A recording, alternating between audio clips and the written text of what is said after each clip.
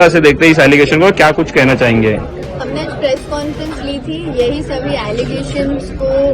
बेबुनियादी साबित करने के लिए, क्योंकि हम पर इल्जाम लगाए गए कि हमने फर्जी डॉक्यूमेंट्स बनाए, हमने जाली डॉक्यूमेंट्स बनाए हैं और उसके आधार पर हमने इलेक्शन लड़ा है, हमने बड़े बड़े अधिकारियों की दिशा भूल की है और ऐसे सब इल्जाम की वजह से पिछले 5-6 दिन से मीडिया ट्रायल चल रहा है हमारा और उसमें लोगों ने हम पर कई बड़े बड़े आरोप लगाए,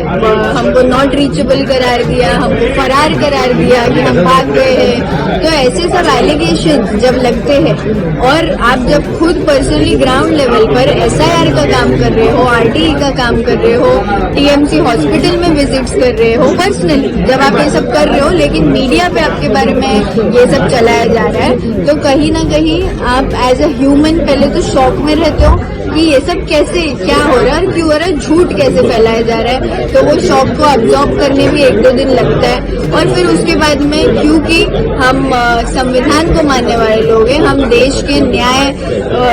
सिस्टम पर भरोसा रखते हैं, हमारा लॉ जो है उस पर हम भरोसा रखते हैं, तो हम हमारी लड़ाई लीगली लड़ने में बिलीव करते हैं। तो हमने ये लड़ाई लीगली लड़ने की वजह से हमारे जो प्रोसीडिंग्स चल रहे थे उसको टाइम देते हुए हमने मीडिया को होल्ड पे रखा, क्योंकि मीडिया में जो लोग पेड PR करके हमको डिफेम करने की कोशिश कर रहे थे वो ऑलरेडी हमारे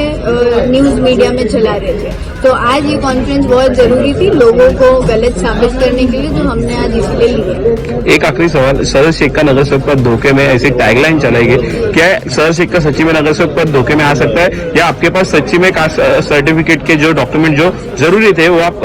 पेश करेंगे कोर्ट में हो, या आगे की लड़ाई किस प्रकार से रहेगी, क्या कहेंगे? आगे की लड़ाई तो कोर्ट में ही है, जिन्होंने इल्जाम लगाए हैं उनको भी मैं कोर्ट में ही देखूंगी और जिन्होंने मेरे डैड को